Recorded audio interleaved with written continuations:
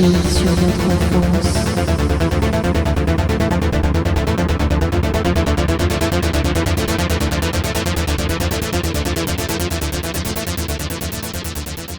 Bienvenue dans J'irai cracher sur votre enfance, le podcast qui malmène votre enfance, vos souvenirs, qui en fait de la bouillie et qui met ça sur une cassette audio et qui l'écoute au casque. Est-ce que c'est un podcast ou est-ce que c'est une émission ? Je sais jamais. J'ai l'impression qu'on dit émission une fois sur deux.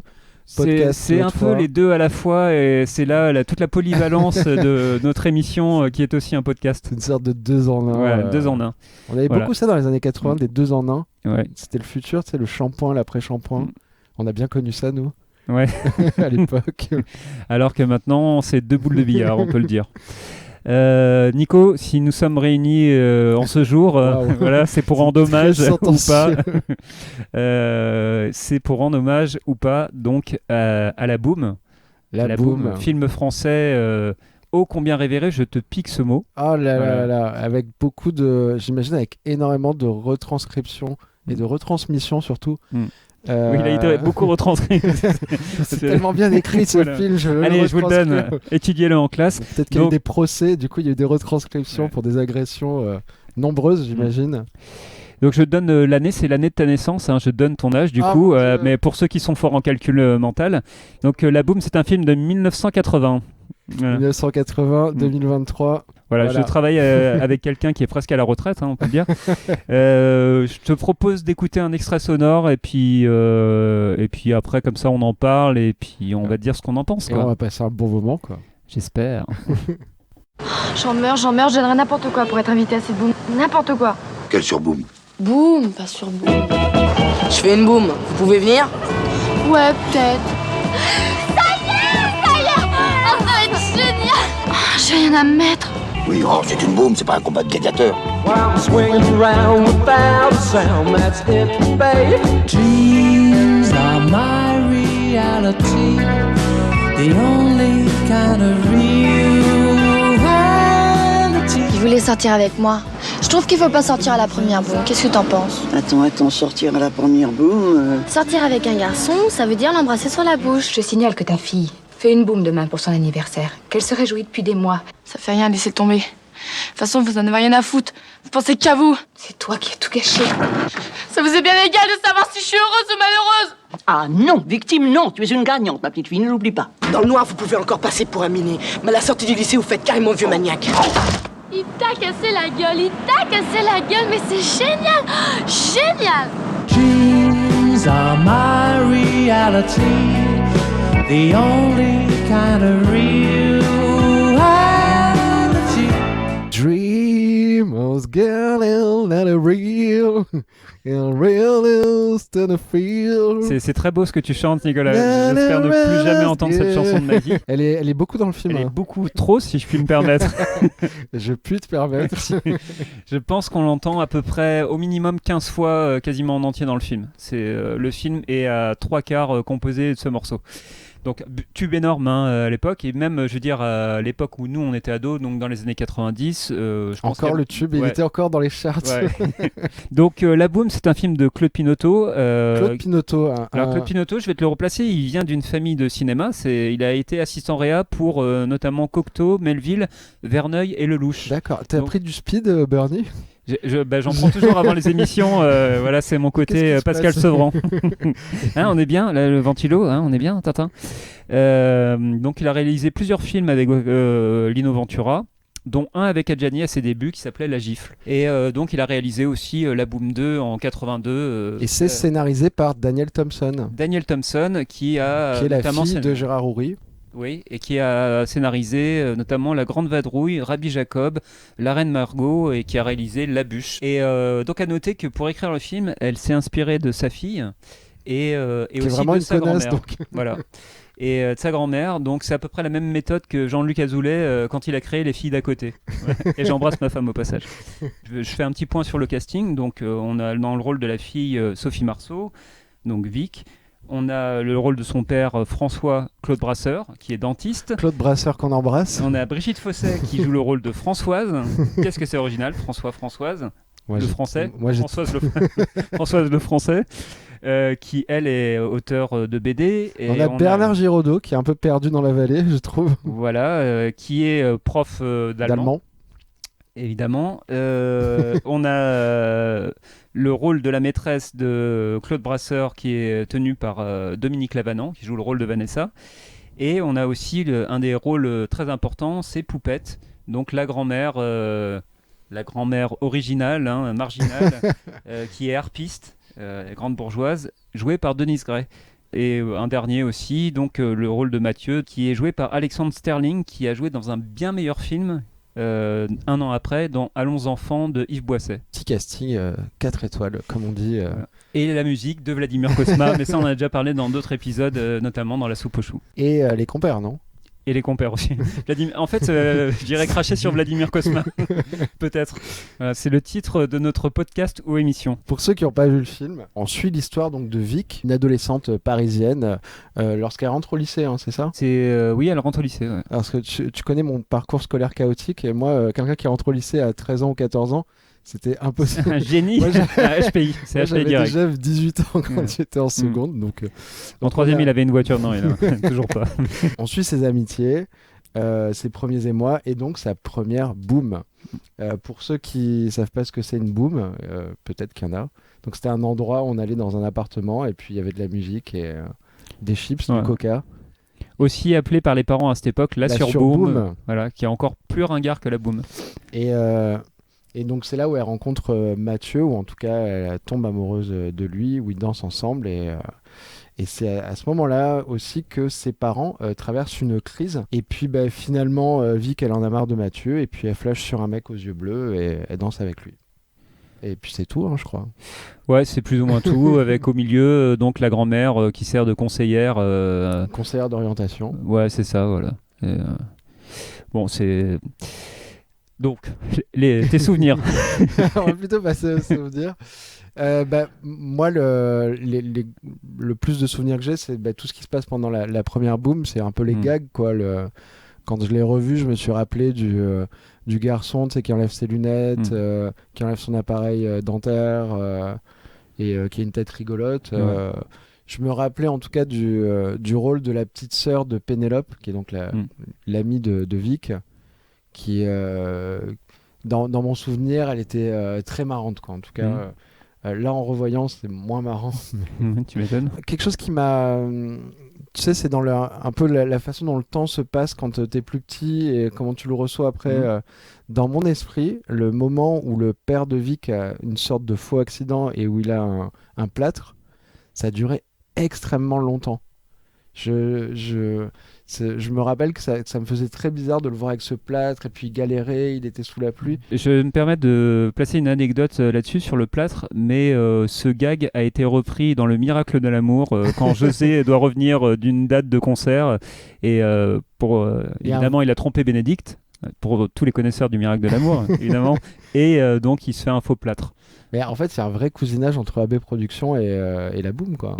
Complètement. Déjà, c'est écrit de la même façon, mais en moins bien. C'est-à-dire la Boom. avec le cul. Avec le cul. Exactement.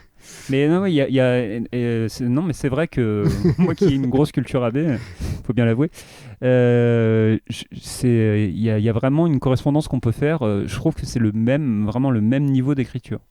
Mais vraiment, c'est moins drôle et on peut moins aller vers le second degré avec la Boom. Oui, il y a un truc un peu sérieux. Moi, j'ai regretté en fait que ça soit que le film soit aussi raté sur la longueur, parce qu'honnêtement, la première demi-heure, je trouvais que ça posait des choses qui n'étaient pas forcément réussies, mais qui étaient un peu intéressantes sur l'adolescence. Déjà, il y a Sophie Marceau qui a quand même, je trouve, 13 ans, quand même un certain charisme. En tout cas, elle dégage quelque chose d'assez solaire, d'assez où on voit un peu tout ce qui a trait à l'adolescence, avec le côté, tu vois, pas forcément aimable. Et je trouve que dans la première demi-heure, on a moins aussi de stigmates du côté bourgeois, en fait. Je trouve que c'est vraiment après la première boom. En fait, jusqu'à la fin de la première boom, il y a... C'est pas que je le trouve ultra réussi, mais je le trouve pas non plus complètement raté comme film. Il y a la bande de potes, il y a les profs. Et en fait, ce que j'ai trouvé intéressant dans cette première demi-heure, surtout en ayant l'âge que j'ai, je trouve que c'est assez intéressant de le voir aussi si t'es toi-même parent, parce que du coup, quand t'es enfant, bah, tu le vois avec les yeux de l'enfant, mais de le voir à travers les yeux des parents, c'est quand même très intéressant.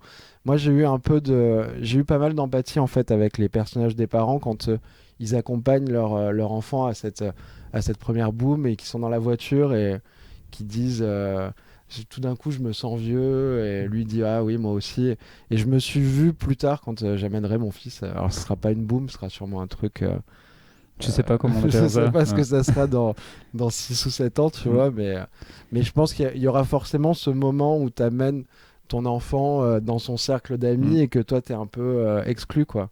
Et ça m'a vachement touché et j'ai eu je sais pas, j'ai eu de la mélancolie pour moi-même à travers leurs yeux. Pour le futur.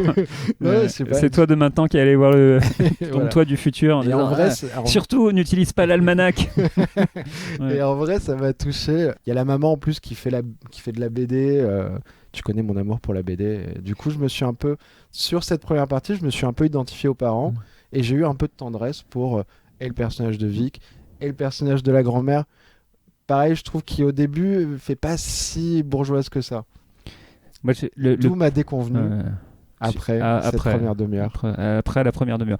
Moi, je trouve que sur l'intro, c'est assez trompeur. Je fais juste parce que j'avais rien à dire sur les souvenirs simplement que j'ai par rapport au film. Je me souvenais de la scène du popcorn au cinéma et encore une fois ça on aura peut-être un petit paragraphe là-dessus parce que ça comprend il y a pas mal de choses à dire là-dessus. Moi, le personnage de la grand-mère, c'est un des personnages les plus détestables de l'histoire du cinéma. Waouh, voilà. Le mec. Franchement, je trouve que... T'as préféré le personnage de l'ado dans Les Compères ? Largement, en fait. Largement. En fait, elle est, je la trouve, c'est Denise Gray, donc elle est, pour pas moi, Denise Gray déjà de base ou c'est vraiment j'ai aucun affect pour Denise Gray. C'est ni je l'aime pas, ni je l'aime en fait. Elle a pas fait des pubs genre pour des nettoyants ou des trucs comme ça. Ouais, c'est possible. Ouais. Aurait dû continuer à faire ça. Non, ce rôle, moi j'ai de l'empathie pour elle juste pour ça. En fait, le problème, c'est que là, on parle vraiment de la grande bourgeoisie parisienne, quoi. Et c'est un peu trompeur dans l'intro parce que il fait son déménagement tout seul. Il fait le déménagement, donc t'as l'impression. Moi, je pensais que c'était un livreur, tu vois. Oui, moi aussi, je croyais ça. Je me disais, ah bah tiens, c'est genre un peu le prolo, puis c'est le truc justement de Sophie Marceau. Ok, c'est un semi-prolo, on va dire, mais elle va quand même aller au lycée Henri IV, donc qui se situe à côté du Panthéon.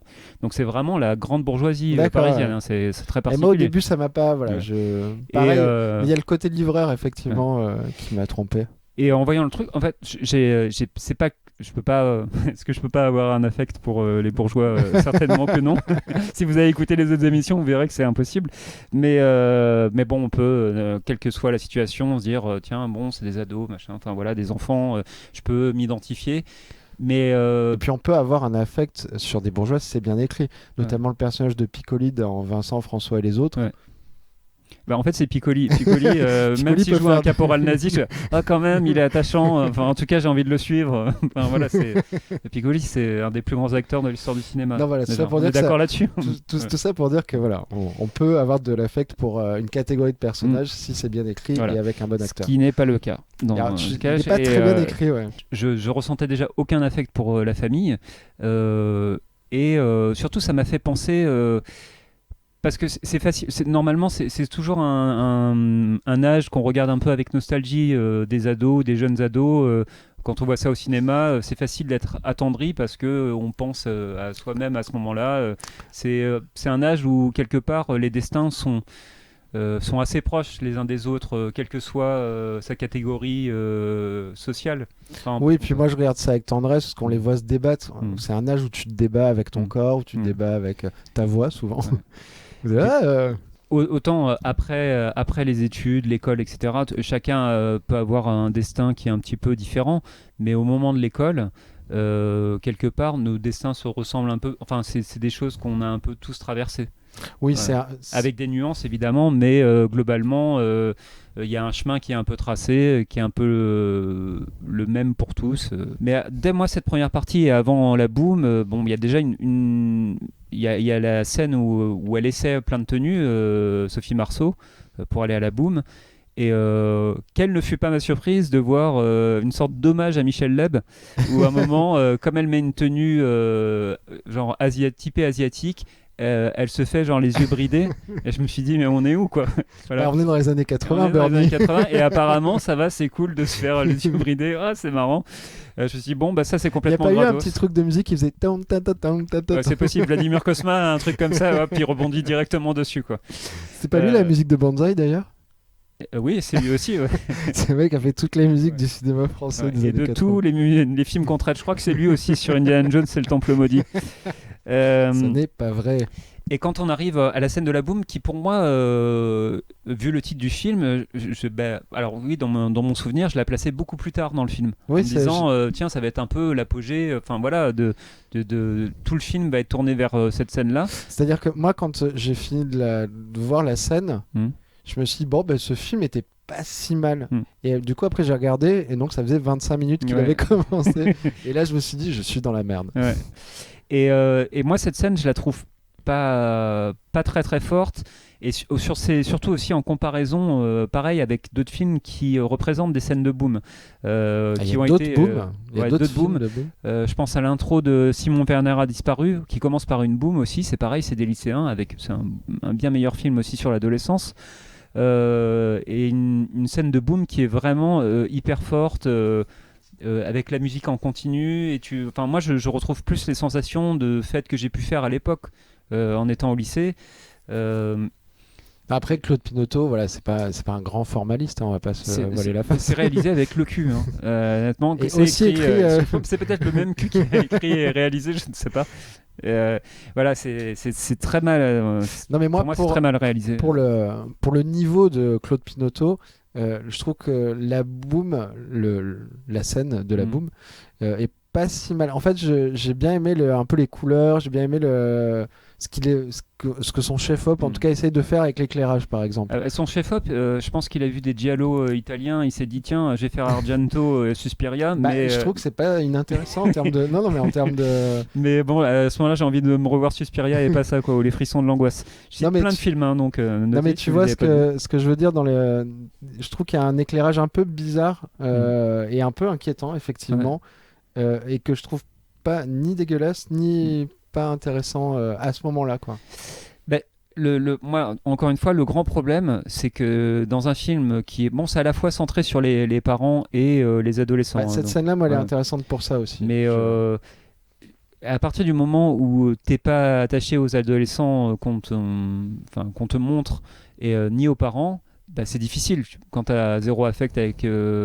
Là où normalement on est censé te donner envie quand même de bien les aimer et d'avoir envie de les suivre pendant 1h30, 2 heures. Là c'est vraiment très très compliqué pour moi. Du coup, c'est vrai qu'il y a énormément de désempathie qui se fait après, parce qu'on a plein de scènes où j'ai l'impression que c'est des pièges pour nous dire allez, vous allez détester ces personnages. Il y a notamment le personnage du père qui, au fur et à mesure de l'histoire, je trouve de plus en plus dégueulasse en fait. Donc Claude Brasseur. Claude Brasseur, dont c'était la première pierre à l'édifice de Nanar. L'édifice de la montagne de caca du reste de sa filmographie, qui vient quand même d'une grande famille d'acteurs, et qui a lui-même été un acteur. Là, en fait, c'est même pas le problème d'être mauvais acteur, quoi. C'est pas un mauvais acteur, c'est juste qu'il fait des choix qu'il a mauvais goût, quoi.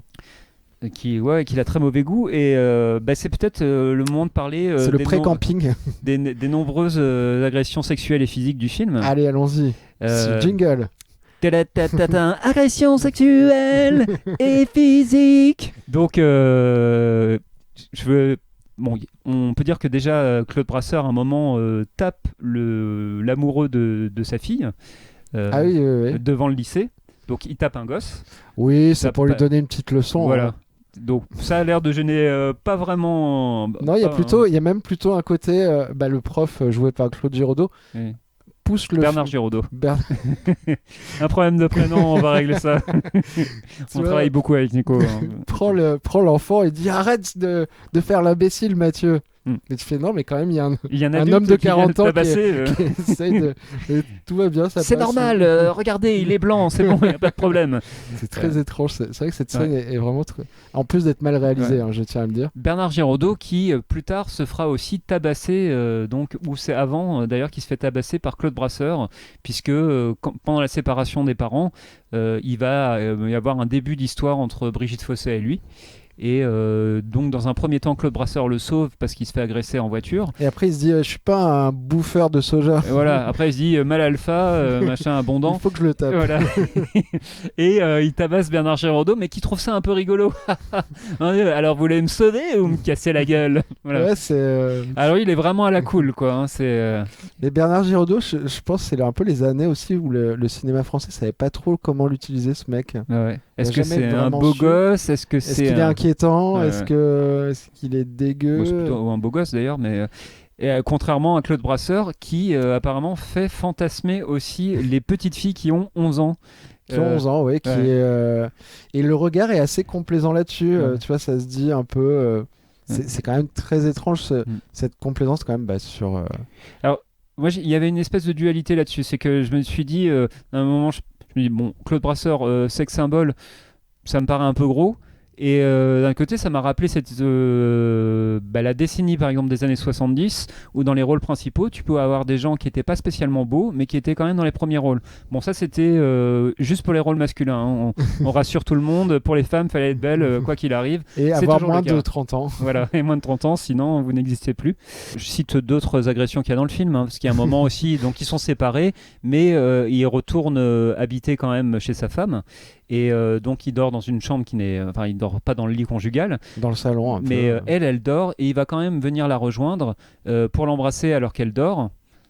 Ah, elle dort pas vraiment. Non, mais c'est vrai que c'est donc limite. là on est clairement dans un truc de mec, le consentement, tout ça, ça te dit quelque chose. Bon, visiblement pas trop. Et de ça va naître, elle va tomber enceinte. Ah d'accord, tu vois, j'avais même pas fait le lien tellement c'était bien écrit. Donc voilà, merci Daniel Thompson d'écrire aussi mal. Donc il y a ça, il y a la fameuse scène du popcorn, j'ai appelé ça la scène popcorn sgeg. Donc à un moment, tous les ados vont au cinéma et il y a un des petits bourgeois d'Henri IV que je vais racketter un jour, si je le retrouve, qui a dans sa... Non mais du coup t'as 40 ans, ça va faire un peu comme la scène de la boum où exactement, il y a un vieux de 40 Claude ans. Brasseur, mais puis il y aura peut-être des filles de 11 ans qui diront qu'est-ce qu'il est sexy quand même, comme Claude Brasseur dans la boum. Mais donc il fait un trou dans sa boîte de popcorn pour mettre son sgeg dedans, et donc la fille qui est à côté de lui plonge sa main dedans et puis elle fait oh mon dieu, tac, et puis elle lui met une claque. Mais tout le monde a l'air de trouver ça marrant. En fait, ça s'appelle aussi une agression, et ça, on voit que ça soit les ados ou les adultes, finalement c'est un petit peu rigolo, quoi. C'est un petit peu rigolo. Moi après je me suis demandé en termes techniques ça devait pas piquer tout ce popcorn autour du sexe, surtout c'est du popcorn salé. Oui, puis ça veut dire est-ce qu'il a pris par exemple des produits pour être un petit peu, je sais pas, tenir quelque chose. Voilà, c'est pas, ça me semble compliqué techniquement de faire ça. En termes d'hygiène, je trouve ça pas super en plus, quoi. Non, c'est pas génial, voilà. Mais en tout cas du popcorn certainement qui sentait un peu l'urine. Donc ne faites pas ça chez vous, ne faites pas ça tout ni court, au cinéma, voilà, ni avec quelqu'un qui n'a pas envie de toucher ce que vous lui proposez, voilà, sans lui dire.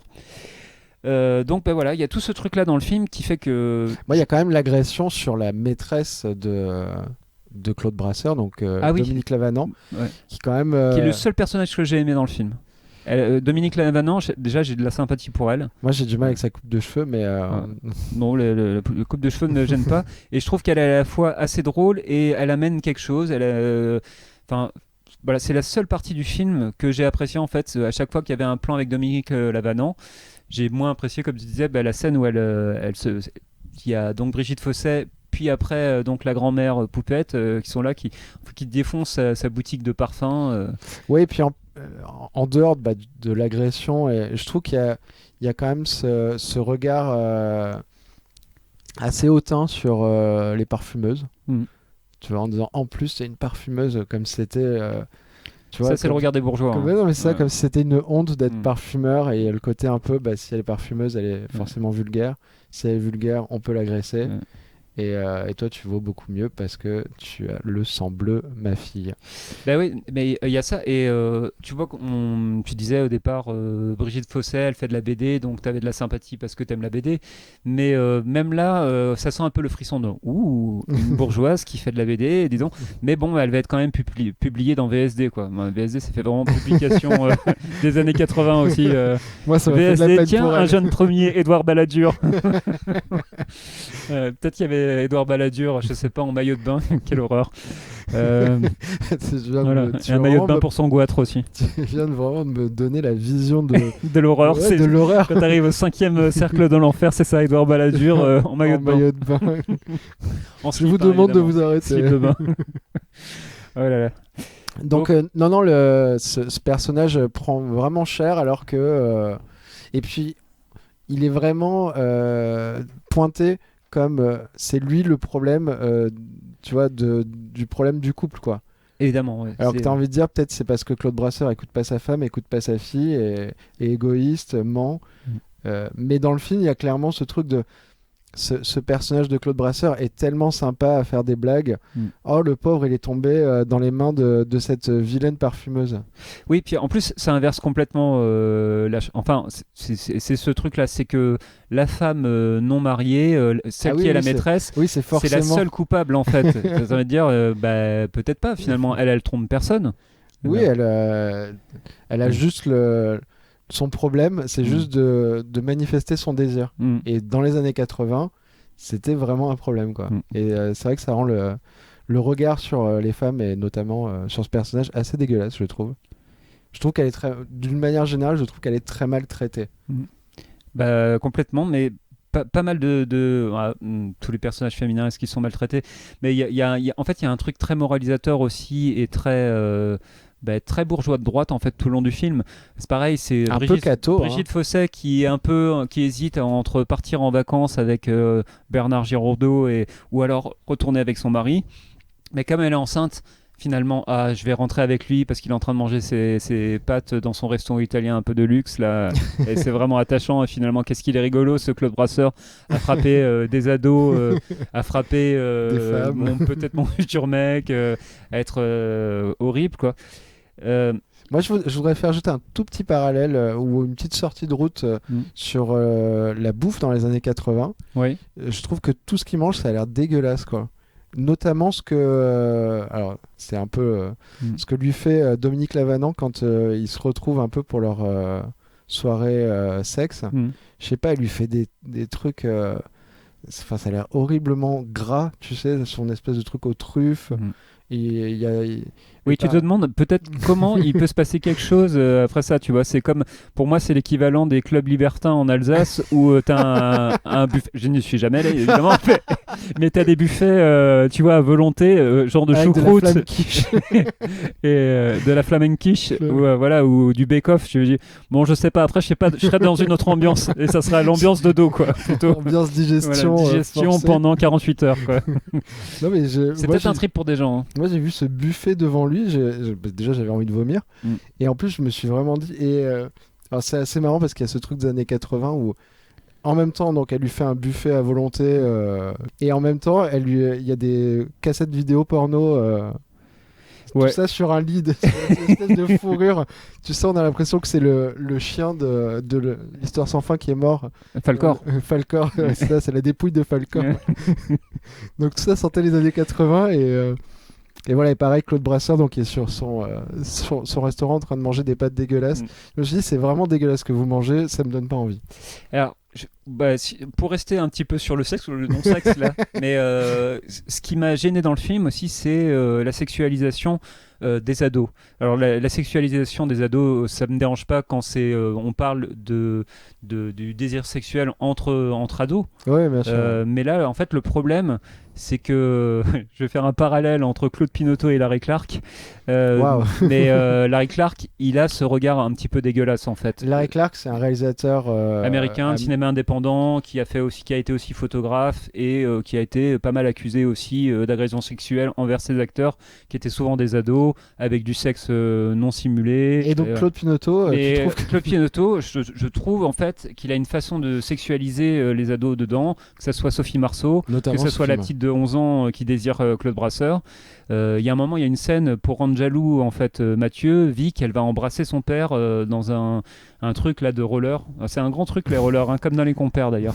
Elle l'embrasse comme ça sur la bouche et tu fais mais là, on est où pas, là ce qui est vraiment bizarre, c'est que du coup on est en France et on n'est pas par exemple en Russie ou aux États-Unis où embrasser ses enfants sur la bouche, des fois culturellement ça se fait. Il y a cette scène là qui est assez gênante et dans la façon dont en fait il représente les corps ou le désir sur les ados, ça m'a un petit peu dérangé et je reprends encore un exemple de À nos amours de Piala, où il sexualise, c'est pareil, Sandrine Bonner joue quand même une ado, enfin un peu à la fin de l'adolescence, mais pareil, qu'on voit aussi nue, on voit son désir, et Piala joue aussi dans le film, il joue le rôle de son père, mais il n'y a pas cette ambiguïté-là, en fait, entre les deux. Et ils sont très proches tous les deux, mais j'ai pas senti en fait cette gêne. Piala, c'est quelqu'un qui est gênant pour plein d'autres choses, mais là-dessus, en fait, je trouve que la distance, elle est assez juste. Et il filme en fait le désir en fait de l'adolescente, mais pas le désir des adultes pour l'adolescente. Je crois que ce qui m'a dérangé, c'est aussi de savoir qu'après le film, en fait, Sophie Marceau, elle a été un peu livrée à elle-même. En fait, elle a été un peu jetée en pâture. Tu vois, aux journalistes, il y avait sûrement plein de gens qui fantasmaient sur elle et je pense que ça lui a vraiment gâché sa jeunesse. Je reviens là-dessus parce que je trouve que ça rejoint aussi ce côté on fait pas grand cas en fait on utilise les ados mais on fait pas grand cas en fait de ce qu'ils sont et voilà, ce qui fait que moi aussi le film me dérange, mais aussi pour ce que ça a charrié après quoi. Mais ça a été un gros succès. Énorme succès, donc ça a fait 4 300 000 entrées en France. Gros succès. Et ça a fait 15 millions d'entrées en Europe. Donc ça a eu vraiment un retentissement hors du sol français, quoi. Moi je conseille quand même de le revoir parce que je trouve ça intéressant si tu es dans la quarantaine et que tu as des enfants. Et aussi pour mesurer un peu l'écart qu'il y a entre notre regard maintenant et celui des années 80. Ouais. Toi, tu considères... Moi, je conseille pas du tout de le revoir. Et si vous l'avez jamais vu, je sais pas, si vous avez envie pour se faire du mal aussi, peut-être. Écoutez plutôt notre podcast ou alors sinon regardez des séries AB, vous verrez, ça sera plus drôle. Et ça, c'est le même niveau d'écriture et pas de jeu, mais c'est le même niveau d'écriture largement. Et au niveau de la réa, on n'est pas loin non plus. Donc je vous conseille plutôt de regarder Les Filles d'à côté. C'est bien mieux. Moi, je vous conseille de regarder Les Beaux Gosses. Ouais. Aussi, voilà. Et, de Riyad Satouf, pardon. Et on vous dit la semaine prochaine. Moi aussi, je vous dis à la semaine prochaine et prenez soin de vous.